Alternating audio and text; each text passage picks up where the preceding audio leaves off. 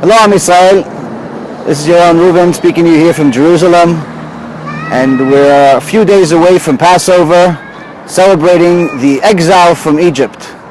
Many Jews around the world, unfortunately, are no longer close to Hashem, no longer close to Torah and mitzvot, and we're here to remind you that this is a time of when we became Am Yisrael.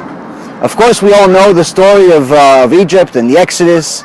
Even the people that are not close to the Torah and mitzvot have watched a movie at some point or another that told them at least part of the story of this guy named Moses that took them, Am Yisrael, out of Egypt, out of slavery, destroying the largest nation in history, and putting them in such a situation where they literally begged their slaves, Am Yisrael, to leave. Am Yisrael later on saw many, many miracles and eventually received the Torah. Now, this part about the Torah is the part that we all forgot. We like the stories, we like the plagues, we like the fact that Am Yisrael still lives on till today, despite the fact that many of its enemies throughout the generations have been destroyed. But one thing that Passover is supposed to remind us of is why.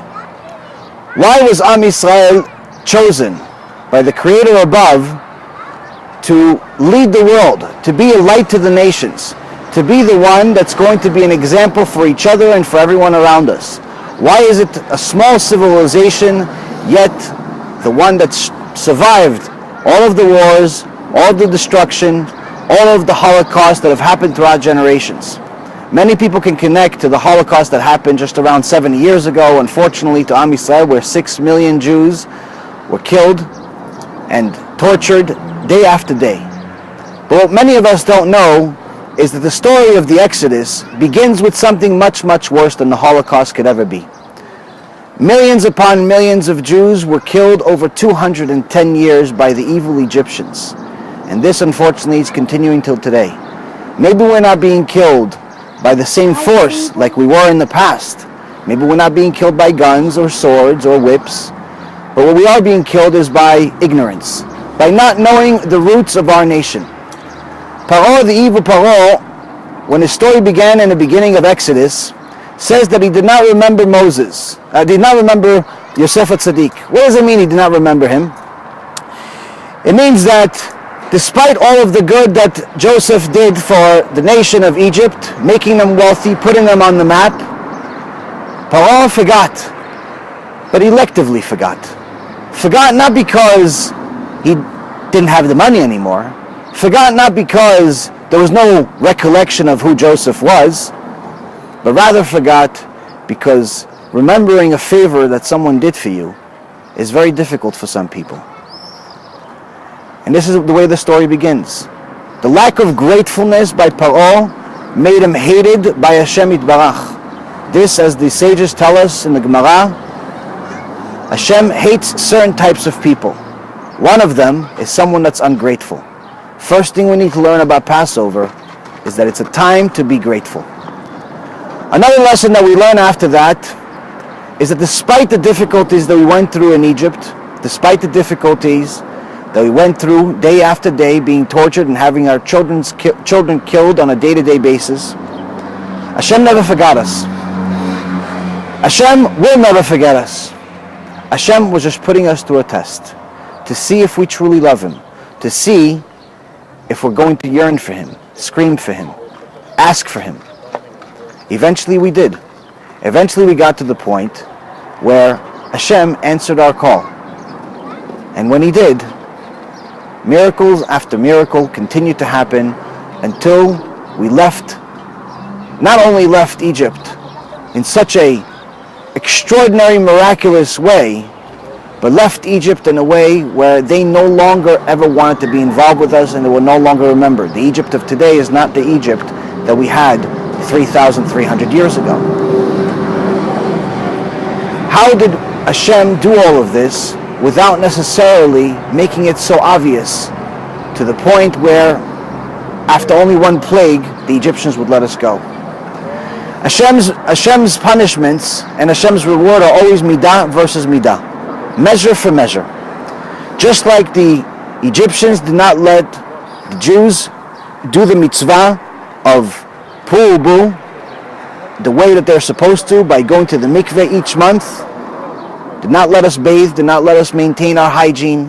Hashem said, oh, you don't want my children to commit this big mitzvah that I gave since the beginning of time? Fine. You're also not going to be able to use this water. And he turned the water into blood. But not just turning the water into blood, turning everything that have any connection whatsoever to water to blood. Just like Rabbi Ephraim Kachlin just said in Hebrew, we learned that even the oranges, even the walls, any fruit, anything that had any water in it whatsoever at one point or another, that water turned into blood. So this answers the question of why didn't the Egyptians just drink orange juice or milk or something else? Because Hashem wanted to make sure that everyone knows he has complete control over nature. So everything and anything that had anything to do with water turned into blood. The same goes with the frogs. Initially, we see that the plague is mentioned in the Torah as tzfardeim, which is frogs. But later, when the plague actually arrives, it says tzfardea. It says one frog. What happened to the tzfardeim? What happened to the plural? Here we learn that originally Hashem sent one giant frog. One frog to see how terrible the Egyptians really are to themselves. How terrible anger is to us. The Egyptians saw this large frog and hid it. And they hid it, and more frogs came out of it. And they hid it again, and more frogs would come out of it. And it got to the point where, despite the fact that they knew that after hundreds and hundreds of times of hitting this frog, more and more frogs would come out of it. They knew that this is not working. But their anger, just like the Ramban says, when someone has anger, all types of Gehenom control him. Their anger did not let them stop. Their anger made sure that they continued hitting it, thinking that maybe, just maybe I could hurt it. Even though I'm going to die with it, at least I know I'm going to hurt it. And this is the second thing we need to learn about Passover. This is a time that we get together with family from all over the world, from all over the neighborhoods. It's a time that it's easy to get angry. It's a time that it's easy to lose your temper.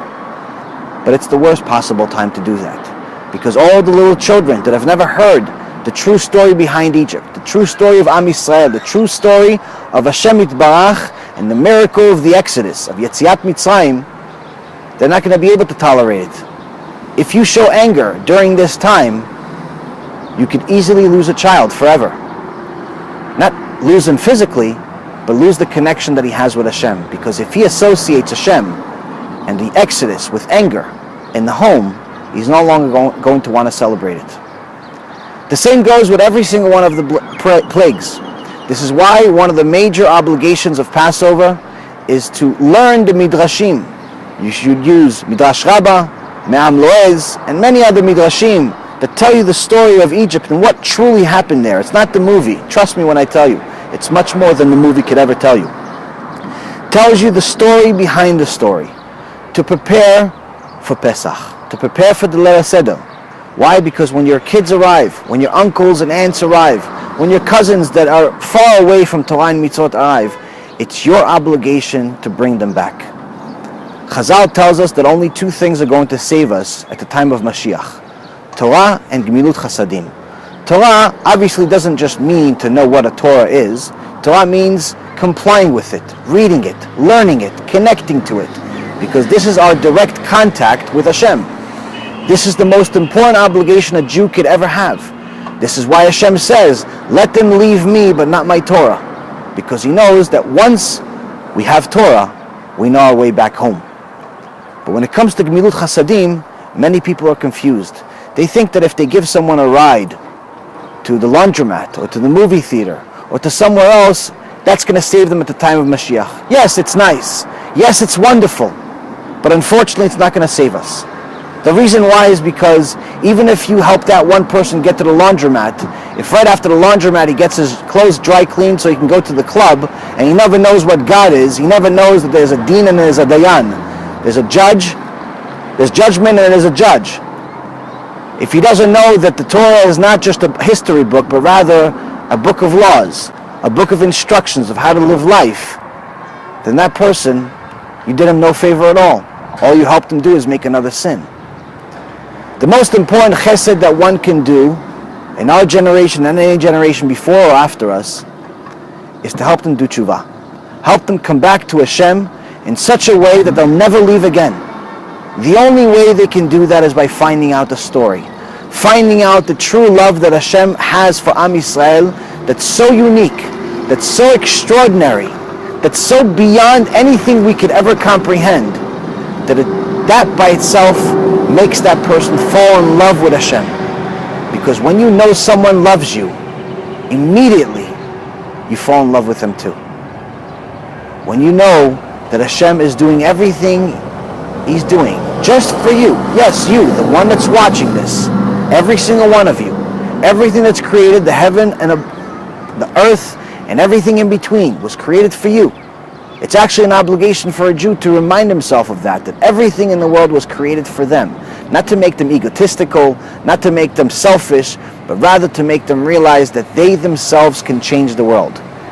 This is what we are supposed to do during PeSach. Each one of us is supposed to change the world in one way or another. Each one of us is supposed to tell the story of God, the story of how God created the world, and within this amazing, perfect world, He created a unique nation, a chosen nation, which He called Am Yisrael. And for this nation, He did everything and anything possible to make sure that they realize this love exists, ultimately to arrive to give them the love letter that we call the Torah. It's your obligation, dear Jew, to remind yourself of this, to remind your children, to remind your family of why we celebrate this holiday. It's not just about food, it's not just about hotels, or it's not just about the fun part. It's about knowing where we came from. And if we know where we came from, our direction ahead, our road ahead, becomes much, much clearer. So may all of you have a happy PeSach, a Chag Sameach, a Chag that's full of blessing and connection to Hashem that's never going to be broken. Not today, not in the past, and not in the future.